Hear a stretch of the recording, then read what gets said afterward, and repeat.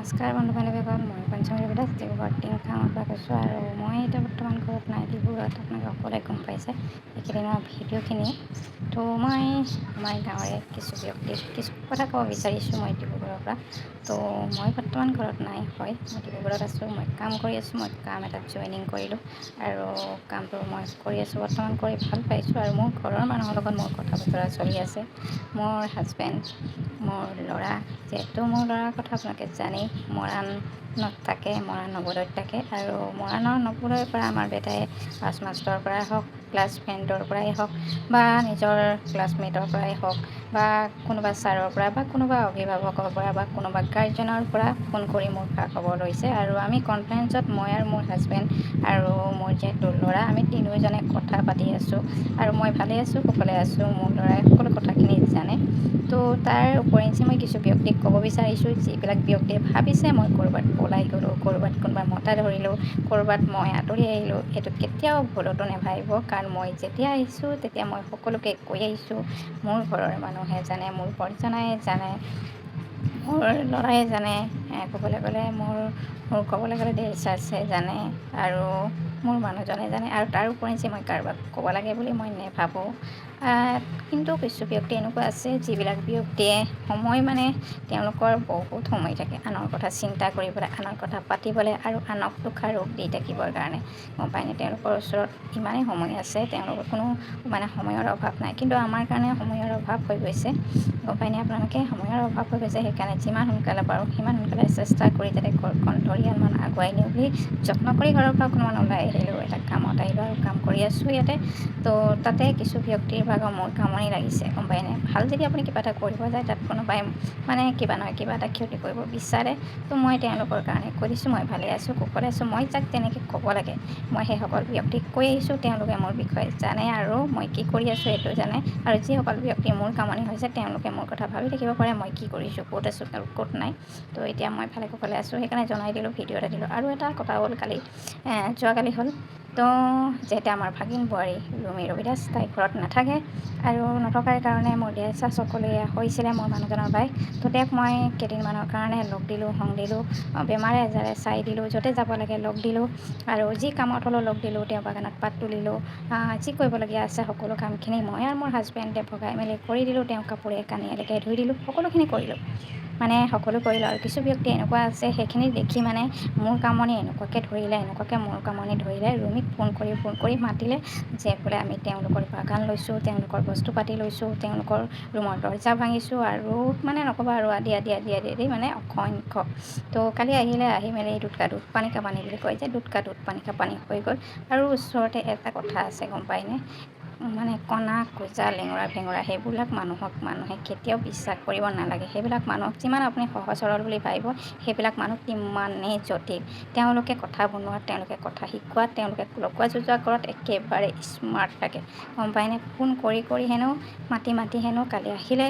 তো কালি আহি চালে কোনে কি কৰিলে, কি কৰা নাই। তো তেওঁ ৰুমৰ তলা মই ভঙা নাই, মোৰ হাজবেণ্ডে ভঙা নাই।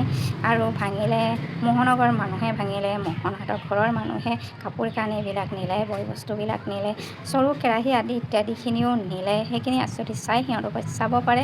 তো আমাক দোষাৰোপ দি আছিলে, মোক আৰু হাজবেণ্ডকে, যিহেতু বাইদেউ অকণমান অসুস্থ হৈ আছিলে, বহুত দিন বেমাৰ পৰি আছিলে, কমচে কম 7 মাহমান বেমাৰ হৈ আছিলে। তো তেওঁ খোৱা বোৱা লোৱা এইখিনি ধান ঠিকানা নাছিলে, তেওঁ কাম বন কৰিব পৰা নাছিলে, যিহেতু বাগান অকণমান আছে, বাগানখন চোৱা চিতা কৰিব পৰা নাছিলে।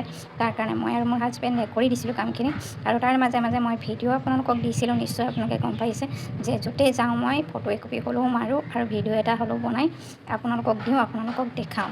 মই যিমান কাম কৰিছোঁ, যি কৰিছোঁ, সকলোখিনি আপোনালোকক দেখাইছোঁ। যদি মই তাত ক'ৰবাত কিবা এটা ভুল কৰিছোঁ, তেতিয়াহ'লে নিশ্চয় আপোনালোকে মোক ক'ব পাৰে মই কিবা ভুল কৰিছোঁ। আৰু মই আপোনালোকক এটা কথা কৈছিলোঁ, যিখিনি বৰ্তমান আমাৰ বাইদেউ ভাগৰ মাটি আছে, সেই মাটিখিনি মই বৃদ্ধাশ্ৰমৰ কথা কৈছিলোঁ। হয়, মই কথাটো কৈছিলোঁ বৃদ্ধাশ্ৰমৰ কথা, মই নাই কোৱা বুলি কোৱা নাই, মই অস্বীকাৰ কৰা নাই। বৃদ্ধাশ্ৰমৰ কথা কৈছিলোঁ, এইকাৰণেই কৈছিলোঁ, যিহেতু বাইদেউ এতিয়া বৰ্তমান অকলে আছে, আৰু ভাগিন ল'ৰাটো নাই। বোৱাৰীজনী যিহেতু কিবা কিবি কামত ঘৰত নাথাকে, য'ত ত'ত গৈ থাকে।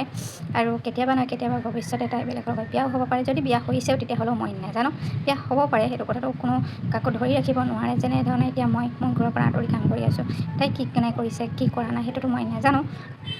কিন্তু কিছু মানুহ এনেকুৱা আছে, এতিয়া মাটি সম্পত্তিখিনি লোভত মাটি সম্পত্তিখিনি লগত লগোৱা যোজা কৰি আমি ল'ব গৈছোঁ, আমি কিবা কৰিব গৈছোঁ বুলি তাইক যি টি কথা লগাই মানে মাতি আছে। তো মাতিছে, কোনো ডাঙৰ কথা নাই, দেউতাই আহিব পাৰে, মই নাহিবলৈ কোৱা নাই, আহিব পাৰে।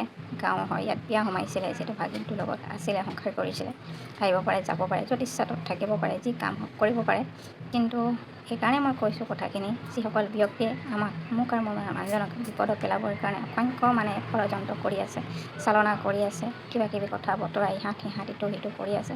তো মই তেওঁলোকৰ কাৰণে সুখবৰ এটা দিলোঁ। আপোনালোকে যিমান চেষ্টা কৰিলেও আপোনালোকে মোক বা মোৰ মানুহজনক কেতিয়াও বিচলিত কৰিব নাই। আমি শুদ্ধত আছোঁ, সত্যত আছোঁ।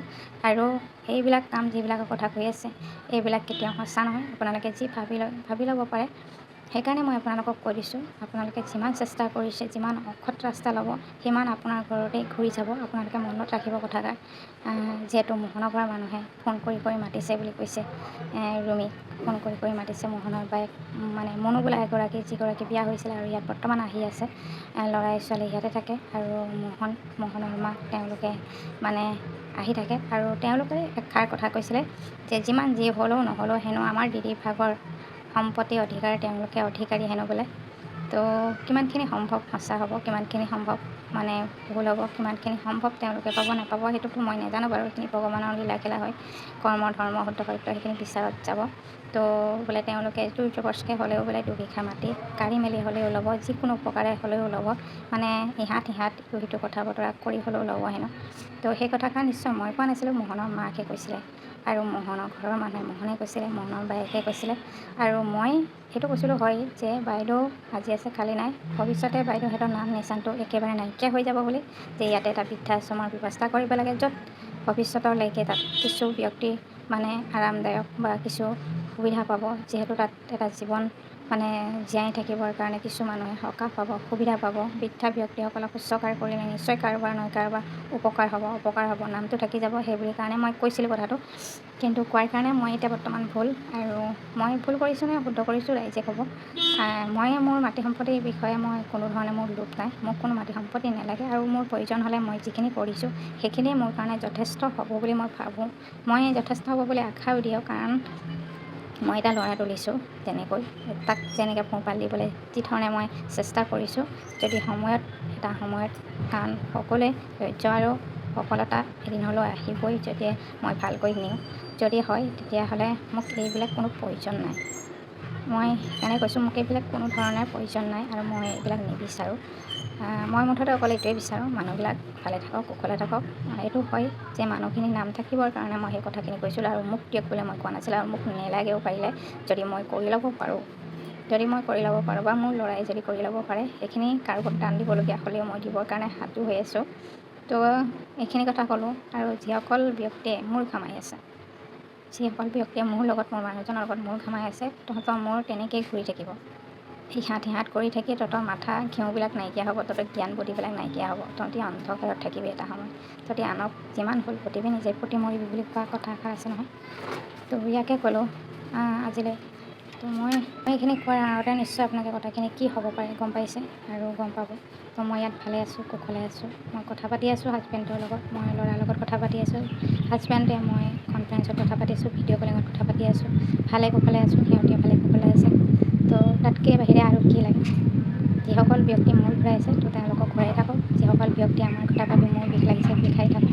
আৰু মই যাক যেনেকৈ যিখিনি ক'ব লগা আছে মই কৈ থৈছোঁ, আৰু সকলোৱে জানে মোৰ বিষয়ে। মানুহ আচলতে মানুহক দেখিলে গম পায় কোন মানুহ কেনেকুৱা, কোন মানুহ আৰু কোনে কাৰ সম্পত্তিৰ কাৰণে লোভ কৰিছে, কোনে কাৰ টকা পইচাৰ কাৰণে লোভ কৰিছে। যদি নিজেই চাবলৈ যায়, আপুনি নিজক চিন্তা কৰি চাই ল'ব আপুনি সীমা কিমান ঠেলি আছে।